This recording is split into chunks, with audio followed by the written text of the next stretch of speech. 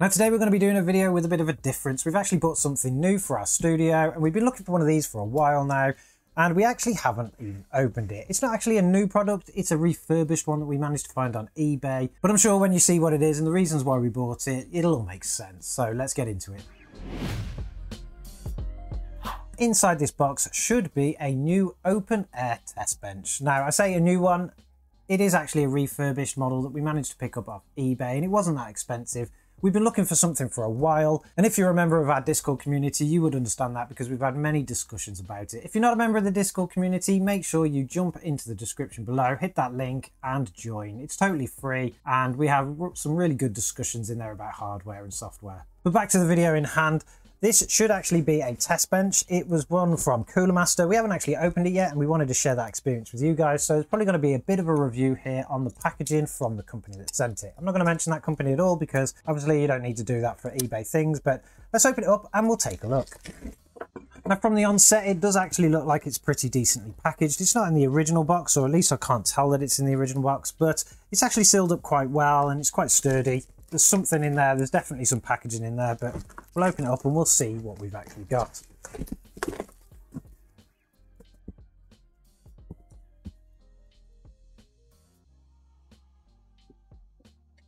Now this, hopefully inside this packaging, is a test bench. We get that many boxes delivered. We weren't actually 100% sure what we got in that box, but yeah, we are right. This looks like the test bench that we bought.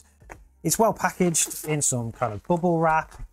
And it didn't really bounce around the box that much, even though there was a bit of space in there. But yeah, of course, we've got to actually open this up too. Get rid of some of this plastic. And we should now be into it. Now, the reason we were looking for a new test bench was actually because we used to have one that we built as a DIY project. And if you go back through some of our videos, you will see us actually build that.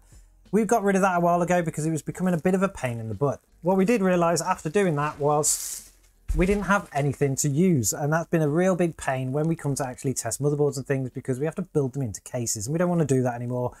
We want to actually use a proper test bench. Now, of course, by that I mean a proper test bench in the terms of something that was really lightweight, very simple to use, and didn't have all the complexities that a lot of new ones do.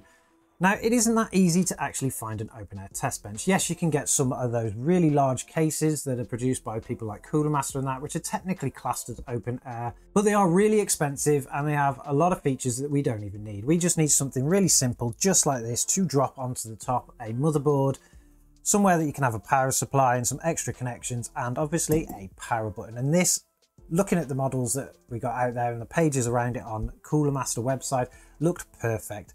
Now these actually dropped onto eBay as a buy now for around £45, which is an absolute steal when it comes to something like this because they are really expensive. But this is the Cooler Master Lab Test Bench version 1.0. As you can tell from the design already, it's a pretty standard looking kind of case.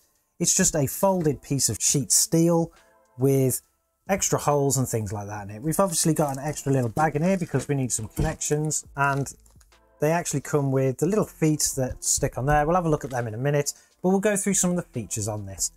If we look at the bottom, we can actually see that there is a place here. This is where your power supply is going to be mounted.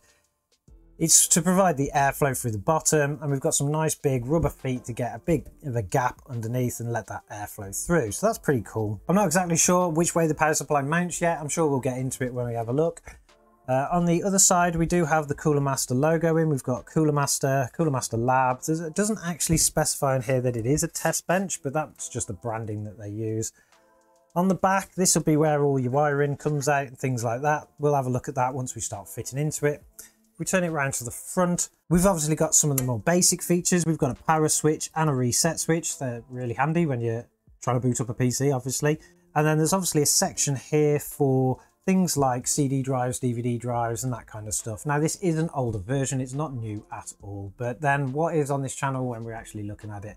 We are taking a run through of history, particularly things that we've missed over the last 10 to 12 years, and this is the kind of thing that we find. It's actually really simple in design. On the top, we've pretty much just got these peg holes where we're going to stick some pegs in a minute, and that's where the motherboard would lay on top of it. And then they've given you cutouts here and here, mostly for cabling from what we can see, because there's no way you're going to change a cooler once it's on here.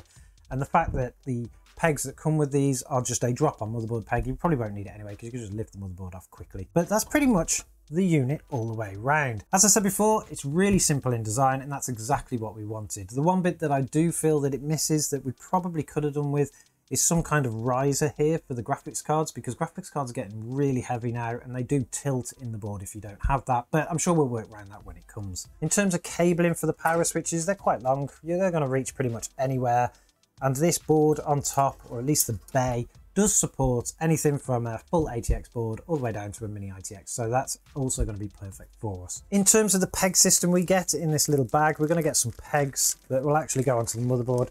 And you don't necessarily have to use these, because you can use things like the standard motherboard peg offs. You can get really tall ones. You can buy them in any size that you want. And we might actually do that at some point, because I don't know if these are actually going to survive. But if we actually look at these little pegs, they're just going to click into the board, and then your motherboard is going to sit on top of them. So effectively, they're just going to go in like that. And we'll put some around. I'm kind of guessing at where they go at the moment.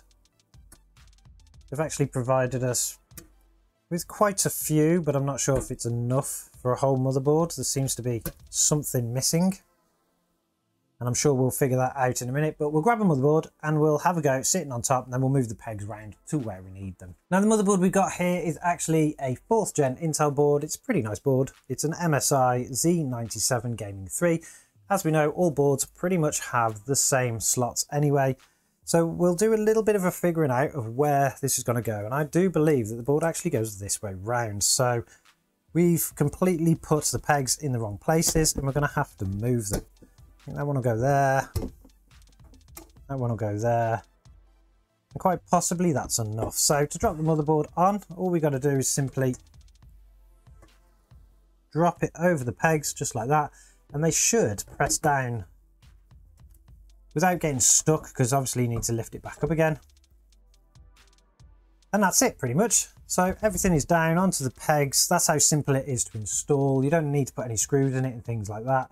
Will it lift off? Fine, I don't know yet. We'll try that in a minute, but that's effectively what you need. Now, looking at how the wiring will work, a power supply will be mounted here. Maybe we can actually bring the cables under the motherboard over the top here. For the rear, we could pretty much just bring it out on the side, or maybe just through this slot here and just plug it onto the top there for the CPU. So it's looking pretty good all round. I'm actually quite impressed with this kind of thing. It's not the cheapest, obviously, at £45, but it's also not the most expensive. Some of these test benches that look similar to this, even though they do have risers for your graphics cards and things like that, can actually cost up to like £400 to £500, and we don't want to be spending that because we're not going to use it that often. It's just to help us and make our lives a little bit easier in the studio when we need to drop things on and off. Now, when it comes to installing a graphics card, obviously there's many different types. Here we have a little GT710 or GT705, I believe this one is. That's not going to be a problem installing this into this kind of board. We're simply just going to flip it around, drop it into the slot. And as you can see, there's no real balance on it. You don't need any extra plugs and things like that. So that's going to be perfectly fine in this board. But my worry actually comes when you come to fit a bigger graphics card. So this is probably one of the biggest we've got on the shelf at the moment. It's the Radeon R9 290. If you're an avid follower of the channel, you've seen this card before, and they are pretty heavy. Not as heavy as the new modern ones, but they are pretty heavy. So if we drop that onto this board now, we can see that there is a bit of a wobble. Now, luckily, this card does seem to touch and hit the SATA port, which is actually really good, because it means it's just sitting still and it's not going to go anywhere. Obviously, the cabling can come over and go in the top there. So yeah, actually that works pretty fine. I'm not sure what will happen if we have a different type of board. Maybe if we have an ITX board where there's nothing for it to lean on, we're probably going to get quite a bit of a lean there. And we do play with a lot of ITX boards. So we'll see how that goes when we actually get there. But apart from that, this is the Cooler Master Lab Test Bench version 1.0. I'm not aware that they've actually produced any other versions or done any other kind of iterations. There's plenty of room here for upgrades. If they wanted to, they could put the risers in for the graphics card, or at least those little peg strip things that you can get. I'm not 100% sure how the power supply will fit, particularly if you have one that isn't a modular one, but we'll make sure that we fit either a semi-modular or a fully modular, just to keep all those cables down.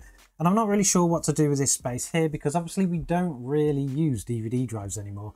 I was contemplating maybe fitting something like a hot swappable bay for the hard drives, and that way we can swap our game drives in and out of this easy enough, as well as our benching rig. But then another idea was maybe to fit some kind of actual small screen here that can be used to quickly test what's on here without having to find a monitor. I think that would be a really cool idea, and we'll have a play with it because I do believe we have a bunch of 7-inch screens in. And obviously if we'll do that, we'll do a video around it. So make sure you subscribe to the channel if you want to see those kind of things. But anyway, this is just a quick video really of a bit of an unboxing of a product we've bought. I'm sure you're going to see this on the channel going forward. It's going to be used all the time now. We're going to go away and we're going to actually get it all set up properly, and we're going to give it a go. We've got a motherboard that we want to install on this at the moment. It's a bit of an oldie and it will actually run things like the FX processors. We want to do a bit of benchmarking around that, and we're going to bring that content to the channel too. But until then, we'll catch you in the next one.